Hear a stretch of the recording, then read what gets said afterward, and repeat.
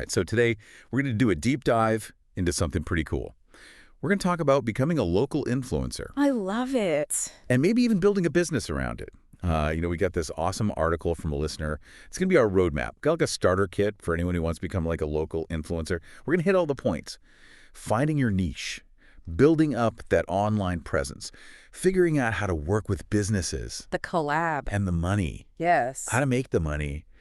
And I'm talking about some serious cash here. Like we saw figures like $4,000 a month. Wow. But before we get too far ahead of ourselves, let's back up for a sec. Yeah, let's set the stage. What exactly is a local influencer? I mean, how's that different from just being, An influencer. right? Well, you know what I think is so exciting is the whole influencer landscape is changing. It's becoming less about chasing millions of followers and more about building those genuine connections with a specific audience, your local community. So this article defines a local influencer as someone who uses their platform. And that could be online or even just having strong ties within a certain town or city to promote local businesses and experiences. But what's the big deal with being local? I mean, why not just try to be a big-time influencer with, like, a massive following? I think because focusing on your local community, it means less competition and bigger chance to build stronger connections, not just with the people that you're trying to reach, but also with the businesses that you're working with. You become a trusted voice. You're someone that actually knows the ins and outs of that area. So you're not just another face in the crowd. You're, like, part of the fabric of that local scene. Okay, cool. Yeah. The article jumps right into finding your niche. And it lists a bunch of the usual suspects, like food, fitness, fashion. Yeah. But I was kind of wondering, I mean, are those really the best niches for somebody who's just starting out? What do you think? Well, I think the most important thing is choosing something that you're genuinely interested in, because your passion will show, and that's what attracts people. So those popular niches, they may be a good fit for some people, but not for others. It's all about tapping into what you're already knowledgeable about and excited about, and seeing if that overlaps with your community's needs. Have you ever tried to build like an online presence around a particular niche? Oh, totally. Back in college, I tried to be a book review influencer. Oh, wow. Thought it'd be amazing to get free books and share my thoughts with the world. Right. But it turns out talking about books on camera is way harder than it sounds. Interesting. I got super self-conscious Oh.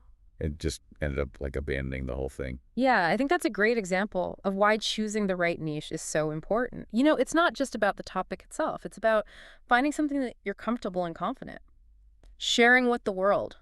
What about you? Have you seen any unexpected niches pop up in your research? You know what's been catching my eye lately?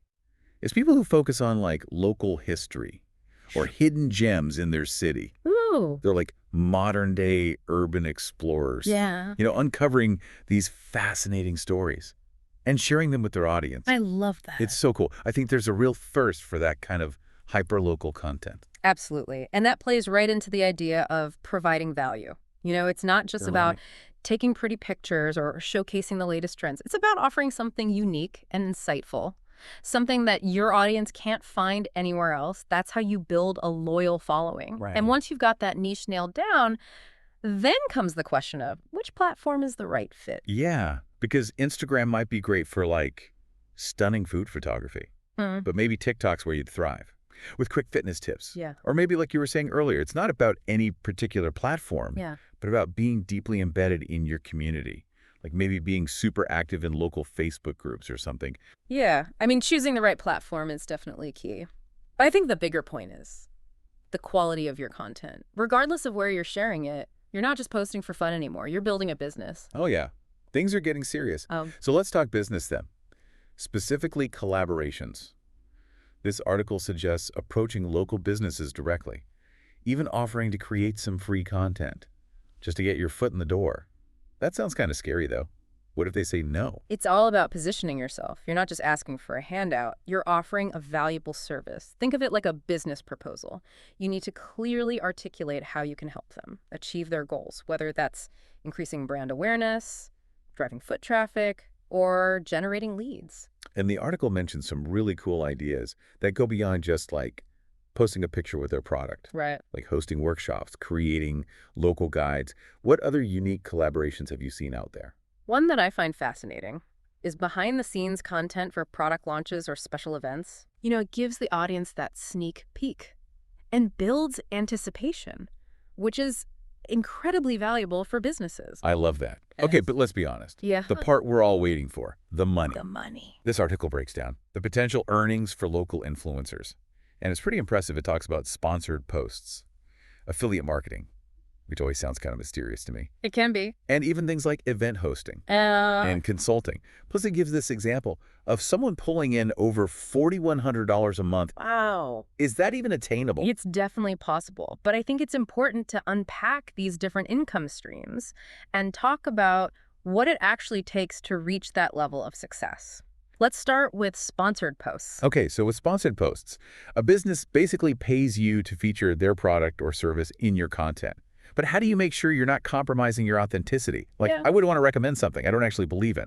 You've hit on a crucial point. You need to be selective about the brands that you partner with and make sure that they align with your values and your audience's interests. It's about finding that sweet spot where your audience genuinely benefits from the recommendation and the brand gets that authentic exposure. Got to be a win-win. Exactly. Okay, that makes total sense. Now, what about this affiliate marketing thing? How does that even work? So imagine you're sharing your favorite local coffee shop with your followers. With affiliate marketing, you would include a unique link to their online store or a special discount code. And if someone buys something through your link, you earn a commission. It's like a digital referral system. So you're getting a cut for sending customers their way. That's actually pretty smart. But how do you find these affiliate programs? And how do you integrate them naturally into your content without sounding like a walking advertisement? That's where the real strategy comes in. And that's what we should dig into next. Finding those affiliate programs and Yeah. making sure they sound natural in your content. That's got to be the tricky part. Yeah, it definitely takes some finesse. A lot of businesses have their own affiliate programs, but there are also platforms out there specifically for connecting influencers with brands. The key is do your research and find programs that actually fit your niche and your values. You don't want to be pushing products you don't believe in. Right. You got to walk the walk. Exactly. And then there's the whole like, Making it sound natural part. I've definitely seen influencers do it badly. Or it's so obvious they're just trying to shove a product down your throat. oh yeah, it's like a big turnoff. Total buzzkill. The best affiliate marketing feels organic. It's about weaving the product or service into your content in a way that feels helpful and relevant to your audience. Think Yeah. about it like this. If you were recommending this coffee shop to a friend, how would you do it? I definitely wouldn't just shout the name and website at them. Exactly. You would probably tell them about your favorite drink, describe the vibe of the place, maybe even share a funny story about a time you went there. Yeah, I'd probably talk about how they make the best latte art. Exactly. You're providing context and value, not just a sales pitch. And that's the same approach you want to take with affiliate marketing. Gotcha. So it's all about storytelling. Exactly. Okay, that makes a lot more sense. Now, what about event hosting? The article mentioned that as like a potential income stream for local influencers. I can kind of see how that would work, but how lucrative can it really be? It really depends on the scale and type of event. You might partner with a local business to host a workshop or a class and charge a fee per participant. Or you could organize a larger community event, like a festival or a market, and generate revenue through ticket sales or vendor fees. There are tons of creative possibilities. So that's where having a strong online presence and a dedicated local following really comes in handy. You're basically leveraging your influence to bring people together. Exactly. You're not just an influencer anymore. You're becoming a community builder, a curator of experiences. I get that. And that can be incredibly rewarding, both personally and financially. I think a lot of people underestimate the business savvy it takes to be a successful influencer. It's not just about posting selfies and getting free stuff. There's real strategy involved. Absolutely. And that leads us to another potential income stream, consulting services. Consulting. Yeah. You might be surprised how many businesses struggle with their social media presence and would gladly pay for expert guidance. So as a local influencer, you're not just promoting businesses, you're actually advising them on how to build their own online presence. I like that. It's like taking your influence to the next level. But where do you even start with something like that? Well, it goes back to understanding your niche and your strengths. What are you particularly good at? Maybe you have a knack for creating engaging video content. Or perhaps you're a master of Instagram stories. Maybe you're a hashtag whisperer. Is that a thing? I think it should be. Yeah. The point is to identify the skills that you can offer and package them as consulting services. You could offer social media audits, content creation strategies, even one-on-one coaching sessions. From influencer to influencer coach. Exactly. Okay. So we've got sponsored posts, affiliate marketing, event hosting, consulting. Oh, and the article also mentions content creation as a separate income stream. How is that different from, like, sponsored posts? So with sponsored posts, you're promoting a specific product or service. Content creation is more about creating general content. Photos, videos, blog posts that businesses can then use for their own marketing purposes. So you're essentially working as, like, a freelance photographer or videographer, but with a focus on creating content that's tailored for local businesses. Precisely.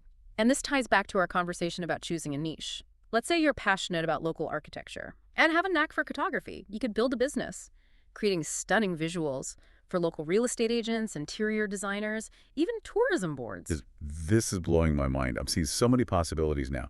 Okay, so we've got sponsored posts, affiliate marketing, event hosting, consulting, and content creation. 5 potential income streams. It's amazing how diverse the influencer landscape is, even at the local level. It is. And that's one of the things that makes it so exciting. You can choose the income streams that best fit your skills and interests and build a business that truly reflects who you are. Okay, this has all been super inspiring, but let's get real for a minute. Building any business, influencer or otherwise, comes with challenges. The article mentions things like building credibility, attracting followers, Yeah. and managing all those collaborations. It can feel kind of overwhelming, especially when you're just starting out. Absolutely. Building a sustainable business takes time, effort, and a healthy dose of resilience. Okay, so let's break down these challenges one by one. Starting with building credibility. Why is that so important for local influencers, and how do you actually do it? It all comes back to trust. Your audience needs to believe that you're a reliable source of information and recommendations. And you build that trust by being authentic, transparent, and consistent. So it's not just about having a lot of followers, it's about the quality of your interactions with them. Exactly. It's about engaging with your audience in a genuine way, responding to their comments and questions, and showing that you care about their needs and interests. And the article talks about collaborating with well-regarded businesses as a way to boost your credibility. I guess if you're partnering with respected brands, it reflects well on you. Exactly. But it's important to be selective about your partnerships. Align yourself with businesses that share your values and have a good reputation in the community. You know, one of the things that I think would be the scariest is dealing with negative comments or online trolls. It's one thing to share your thoughts with friends and family, but putting yourself out there publicly can be really intimidating. It's a valid concern, and one that many influencers face. I think the key is to develop a thick skin and remember that not everyone is going to love what you do. Easier said than done, though, right? It definitely takes practice. Okay, what about attracting followers? How do you get people to actually pay attention to what you're doing, Uh, especially when you're first starting out? Well, consistency is key. Post regularly. Experiment with different content formats. And use relevant hashtags to make your content discoverable. So it's like anything else. You have to put in the time and effort to build an audience. But it's not just about posting constantly. It's about posting quality content. You've hit the nail on the head. It's not about quantity. It's about value. Create content that is engaging, informative, visually appealing, and relevant to your niche. Ask yourself, would I want to follow this account? Good question. Okay, so consistency and quality are key. But what about standing out from the crowd? How do you make your voice heard when there are like so many other local influencers out there? That's where choosing a unique niche and developing a strong personal brand comes in. What makes you different? What unique perspective or skill set can you offer? So maybe it's not just about being like a food influencer. Yeah. But it's about being the go-to person for like gluten-free vegan desserts. Or Yeah. maybe you're not just a fitness influencer, but you specialize in adaptive workouts for people with limited mobility. Exactly. The more specific and unique your niche, the easier it will be to stand out. And don't be afraid to let your personality shine through. People connect with people, not just polished facades. So it's about being authentically you, even if that means being a little quirky or unconventional. Exactly. I like that. Okay, last challenge on our list. Managing partnerships. I can see how juggling all those collaborations could get messy if you don't have a good system in place. Organization is crucial. The article suggests using tools like Trello or Google Sheets to keep track of everything. I personally love using project management software to manage my collaborations. It helps me stay organized, meet deadlines, and communicate effectively with my partners. So you're basically running your influencer business like a real business. It is a real business, and treating it as such will not only make you more successful, but also help you avoid potential headaches down the road. Right. Got to stay organized. Okay, we've covered a lot of ground today. From finding your niche and building credibility, to navigating the world of affiliate marketing and managing partnerships. It's clear that becoming a successful local influencer is more than just posting pretty pictures on Instagram. It requires dedication, business savvy, and a genuine passion for your community. It does, but it can also be incredibly rewarding, both personally and professionally. We're almost out of time for today's deep dive, but before we wrap up, I want to circle back to the article's emphasis on long-term success. It talks about the importance of authenticity, continuous learning, and building a strong brand. Those are the pillars of any successful business, and influencer marketing is no exception. So how do you stay true to yourself while also adapting to the ever-changing landscape of social media? It seems like a delicate balance. It is, but it's a balance worth striving for. Yeah, it really is a balancing act. So much of social media feels like chasing trends, but this article really emphasizes having a strong personal brand. So how do you even figure out what that brand is? I think it starts with a little bit of introspection. What are your core values? What are you passionate about? What makes you unique? Once you have a clear understanding of who you are and what you stand for, you can start to infuse those elements into your online presence. So it's not just about finding a niche, it's about defining what you bring to that niche, what makes you stand out from all the other local foodies or fitness gurus or whatever. Exactly. It's about creating a brand identity that is authentic and memorable and really resonates with your target audience. Think about the brands that you admire. What is it about them that appeals to you? What kind of feeling do they evoke? Ooh, that's a good question. It's so easy to get caught up in the mechanics of posting and promoting and all that, but ultimately it really is about connecting with people on an emotional level. Yeah, you're absolutely right. People are drawn to brands that they feel a connection with, brands that share their values and understand their needs. This has been so insightful. You've given us a lot to think about. As we start to wrap up, I want to touch on one more thing that the article mentioned, continuous learning. How important is it to stay up to date on the latest social media trends, especially as a local influencer? It seems like things are changing so quickly. Oh, it's crucial. The social media landscape is constantly evolving. New platforms emerge, algorithms change, audience preferences shift. What worked last year might not work today. You have to adapt to stay relevant. So how do you do that? Are you constantly reading articles and taking courses, experimenting with new strategies? It's a combination of things. I try to stay informed about industry news and trends. I experiment with new features and platforms. But most importantly, I'm always paying attention to what my audience is responding to. Their engagement is the ultimate feedback mechanism. That's a great point. It's not just about chasing what's trendy. It's about understanding what resonates with your specific audience. Exactly. Your audience is your greatest asset. Listen to them, learn from them, and adapt your strategies accordingly. I think that's a great takeaway. For anyone looking to build a successful online presence, whether you're a local influencer, a small business owner, or just someone who wants to share their passion with the world. Absolutely. It all comes back to being authentic, providing value, and staying connected to your audience. Well, this has been an incredible deep dive into the world of local influencing. We covered everything from finding your niche and building credibility to monetizing your influence and navigating the challenges of building a business online. I hope our listeners are feeling as inspired as I am. It's clear that becoming a successful local influencer is more than just a side hustle. It's a chance to build a real business, connect with your community, and make a positive impact. And for anyone out there who's ready to take the leap, remember, it's a journey, not a destination. Embrace the challenges, celebrate the successes, and never stop learning. That's a great way to put it. So there you have it, folks. Our deep dive into becoming a local influencer. Remember, the most important ingredient is passion. If you're excited about what you're doing, that enthusiasm will shine through and attract people who share your interests. So go out there, find your niche, build your brand, and start sharing your unique voice with the world. Who knows? Maybe one day we'll be featuring you as a success story right here on The Deep Dive. Until next time, keep diving deep.